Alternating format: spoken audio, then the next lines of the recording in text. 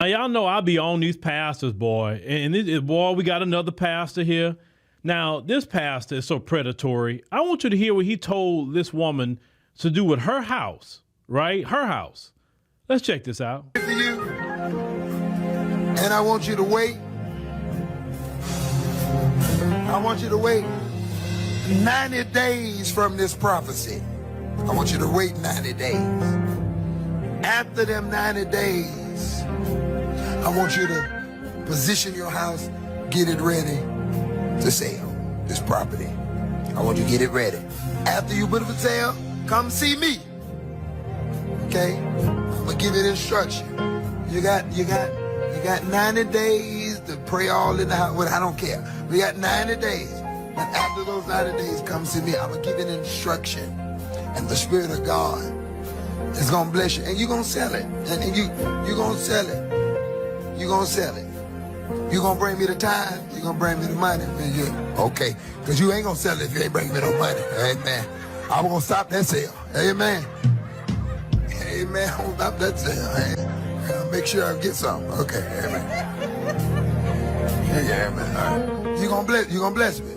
Okay. Amen. Y'all heard it, right? Y'all heard it? Okay.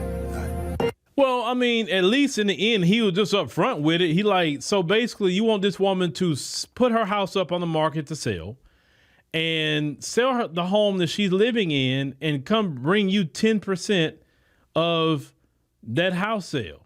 Wow. Why don't you sell your home and give her 10% of your home, pastor? See, y'all, these pastors are scammers. They're scam artists and they got a 501c3 and they don't pay taxes, okay? Y'all lucky I'm not in no kind of government position where I can affect that because y'all lose all y'all nonprofit status, every last one of y'all. If you're not doing nothing in the community, and what I mean by doing something, that church better put up a daycare or a senior center or something tangible in the community, right? If you don't put nothing tangible in the community, you can't stay tax-free. No, you just collecting money. And anybody else who collect donations or whatever, they're taxed on it, right? You should be taxed on it too if you're not doing nothing in the community. Because that's what church is supposed to do. Jesus went out in the community, and you need to get out in the community and do the work, but you're collecting money. And if you look in those churches, they don't have a bunch of men. There's some sprinkled in, but there's no a bunch of men. Because men know better. Men know a hustle. I mean, just listening to this dude, he sounds like he hustle from the corner. The way he's talking. Come back here and bring that. I'm going to give you some instruction. Instruction? Man. I don't see how in the black community y'all let these preachers run around here taking your money. I don't see how you do that. God don't need your money, bruh. God do not need your money. It's nothing about your money that God need.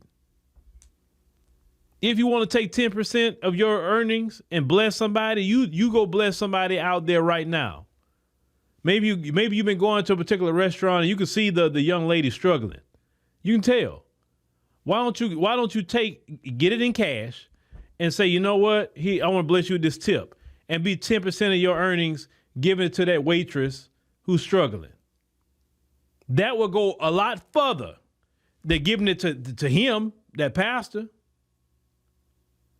You can take 10% of your earnings and say, you know what?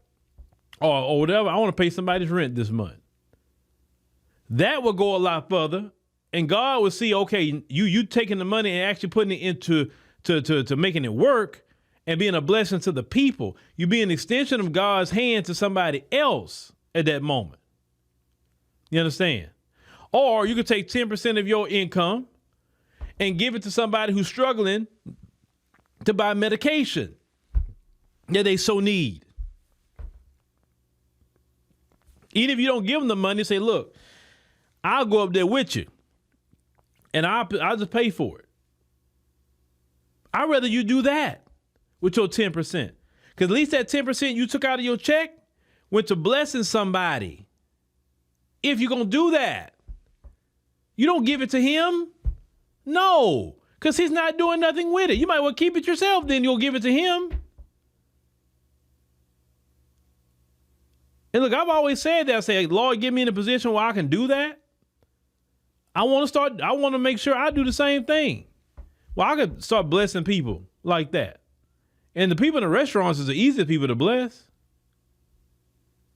And we've done it before. I've done it in other countries too. So it's not like I've never done it either. I'm in this one story. This was one sister. I was in South Africa actually, and I asked her. I said, "Sister, like on a good day, how much you actually make in a good day? Like like a real you had a good day. How much you make?"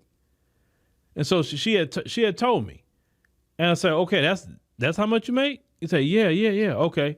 So I went out. I gave her the money. I gave her a whole day's pay, and she said, "This is for me." I'm like, "Yeah, it's for you." Boy, that sister will start crying. I'm like, "No, don't do that." But she was happy, right? Because I don't know what was going on in her life, but it maybe did something great for her that day, maybe some bills she needed to pay. You know what I'm saying? I've had people, in the past, of course I have to feel led to do it. I don't just, if you come to ask me for something, it's going to be no. But I'm just telling you, because I just don't give things out. But when I hear certain things, or I see certain needs and the Lord moves upon my heart, I got to. Because God is moving upon my heart at that moment. If I don't react, then I'm going to miss out on the blessing later down the line. So I better bless you now. Trust me, you do better doing that, brothers and sisters, than you giving it to that pastor. Period. Or, at minimum, you could take if anything else, take that same 10% and put it up your savings, retirement, whatever, and watch how much it will grow within a year. You know what I'm saying? There's a lot you can do for yourself, too. You get that pastor. Listen, that's one story I covered. This one couple went to church 40 some odd years. Paid tithes the whole time. Then when they passed away, the pastor didn't want to do the funeral. Talking about he needed money, certain money, amount of money. Like, bro, they've been paying tithes over 40 years. What you did with all that money? You understand what I'm saying? Shoot, if somebody's a member of my church or something like that, man, what? You don't need no money. You done enough here. I don't need no money for nothing. We having it at the church now. We having it at some other venue. Well, we got to pay. That's just what it is. No. You trust me. You want to get in pastors your money. It's no different. You go in your garbage can right now and just throwing that garbage can in the trash. I mean, the money in the trash. That's really what it is. Now, but I'm gonna say there's a balance. But if you have a pastor who's doing good in the community, got programs for the community, they're doing great outreach all over the world, then okay, give that pastor, because he or she need the funding to continue doing the Lord's work. I'm all for that. Listen to what I'm saying. I'm not against giving to the church, but I'm against giving when you're not showing your work. That's what I'm against giving. We're not here to fund your lifestyle. You go work and fund your own lifestyle, buddy. Then talking about a prophecy. Man, please, man. Well, what prophecy you know? Man, okay. I just do these videos for awareness because I'm tired of my people their money being taken away by these false teachers and false prophets that the Bible taught about. Y'all be careful with these churches, man. I wish somebody would tell me go sell my house and bring them the money. Like, man, you a fool in the